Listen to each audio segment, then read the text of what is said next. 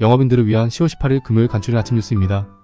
채널 팔로우, 알림 설정하시면 매일 소식 받아보실 수 있습니다. 프로필 링크를 눌러 카페 가입을 하시면 영업에 관한 다양한 정보를 볼 수 있습니다. 재보궐선거라는 시험대를 무사히 넘긴 국민의힘 한동훈 대표가 선거 하루 만에 김건희 여사를 향한 발언을 이어갔습니다. 한 대표는 김 여사가 대외 활동을 중단하는 등 자신이 제안한 3가지 요구사항을 실천하라고 촉구했습니다. 대통령실은 반응하지 않았고 친윤계는 반발했습니다. 도이치모터스 주가 조작 사건과 관련해 검찰은 이른바 7초 매도로 불리는 계좌 거래에 대해 권오수 전 회장이 어떤 방식으로든 김건희 여사에게 연락을 했을 것으로 의심했는데요. 당시 상황을 입증할 증거가 없다며 기억이 없다는 김 여사의 해명을 수용했고 결국 무혐의 처분했습니다. 검찰은 김 여사가 주가 조작을 알았다는 걸 뒷받침할 만한 직접 증거가 없다는 점을 여러 번 강조했습니다. 김 여사에게 불리한 증거들에 대해선 잘 모르겠다거나 물어보지 않았다고 답했습니다. 2029 이태원 참사 부실 대응 혐의로 재판에 넘겨진 김광호 전 서울경찰청장에게 1심 법원이 무죄를 선고했습니다.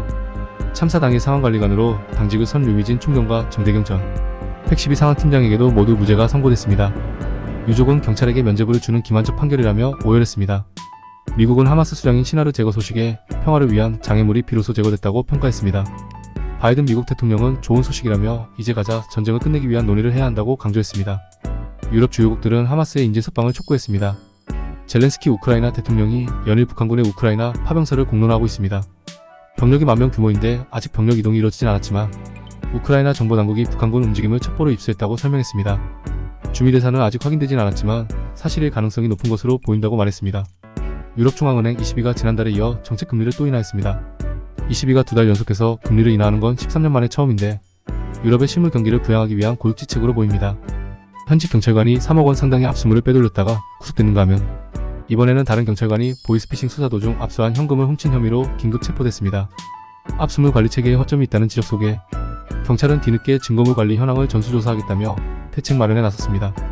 무료 숙박권을 미끼로 회원가입을 유도한 뒤 계약 해지를 안 해주거나 과다한 위약금을 부과하는 유사 콘도 회원권 피해가 잇따르고 있습니다. 올해에만 피해 상담이 70% 넘게 급증했습니다. 소비자원은 광고에 현혹되지 말고 할부 철회가 가능한 신용카드 결제를 이용하라고 조언했습니다. 요새 점심 한 끼 밖에서 사 먹으려면 1만원으로도 쉽지 않죠. 이렇다 보니 돈을 아끼기 위해서 도시락을 싸서 다니거나 대형마트에서 점심을 해결하는 사람들이 늘고 있습니다. 탕수육, 볶음밥 등 1인분씩 포장된 음식들은 종류도 다양한 데다 5,000원대로 저렴하다 보니 점심 한 끼 해결하려는 직장인들에게 입소문이 났습니다. SK그룹이 예년보다 빨리 연말 임원 인사에 들어갔습니다. 건설 계열사인 SK에코플랜트가 반도체 관련 조직을 신설하는 개편과 함께 인사를 단행했는데요. 17명의 임원이 물러나고 2명이 새로 승진하면서 임원 수는 15명이 줄었습니다. 대규모 사업 재편과 구조조정도 본격적으로 시작됐다는 관측이 나오고 있습니다. 우리나라에서 가장 먼저 가을이 찾아온다는 설악산에 때 아닌 진달래가 피었습니다. 이례적 고온 현상 등 기후 변화 탓에 이상 현상이 관측되고 있는 건데요. 갈수록 짧아지는 가을도 생태계에 위협이 되고 있습니다. 한강 작가가 노벨문학상 수상 이후 처음으로 공식 석상에 나왔습니다. 먼저 축하해준 사람들에게 감사함을 전한 한 작가는 30년간 그래왔던 것처럼 글을 통해서 세상과 만나겠다 밝혔습니다.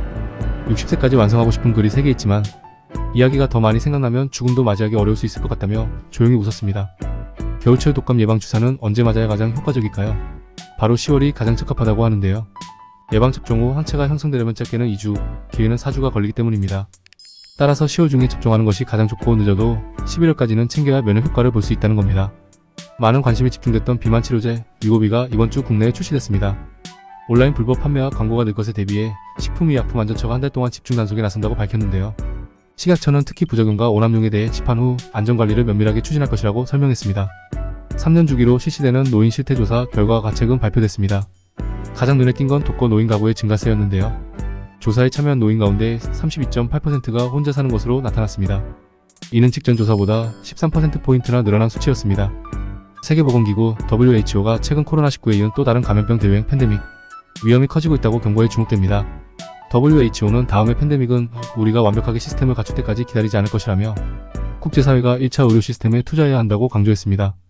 남자 프로골프 투어 사상 최초로 상금 10억 원을 돌파한 장유빈이 2주 연속 우승에 시동을 걸었는데요. 괴물 장타자로 불리는 장유빈의 꿈은 PGA 무대 진출해 우상 타이거 우즈와 같이 라운드를 하는 겁니다. 장유빈은 올 시즌 대상 포인트 1위를 차지해 오는 12월 PGA 투어 크루스쿨 파이널에 진출하는 게 1차 목표입니다. 프로야구 플레이오프에서 탈락 위기에 몰렸던 LG가 2패드 첫 승을 기록했습니다. 선발 투수 임창규와 구원 에르난데스가 무실점 투구로 홈런 군단을 꽁꽁 묶었습니다. 기사회생한 LG는 4차전 선발 투수로 앤스를, 삼성은 1차전 승리 투수였던 레이스를 각각 예고했습니다. 광주광역시가 프로야구 기아 타이거즈의 한국 시리즈 경기를 앞두고 특별교통대책과 함께 노후 경기장 시설 보수에 나섰습니다. 한국 시리즈 홈경기 당일 챔피언스필드 인근 도로에 주차를 전면 허용하고 원정 관람객을 위해 무료 특별버스를 운영합니다. 원정 경기가 열리는 34차전에는 챔피언스필드를 개방해 스크린 중계를 진행합니다. 주말까지 전국 곳곳에 제법 많은 양의 비가 내립니다. 비는 목요일 밤 제주를 시작으로 금요일 오전 남부지방, 오후엔 전국으로 확대되겠습니다. 비는 토요일 낮이면 대부분 지역에서 그치겠지만 강원 영동과 제주는 밤까지 이어질 전망입니다.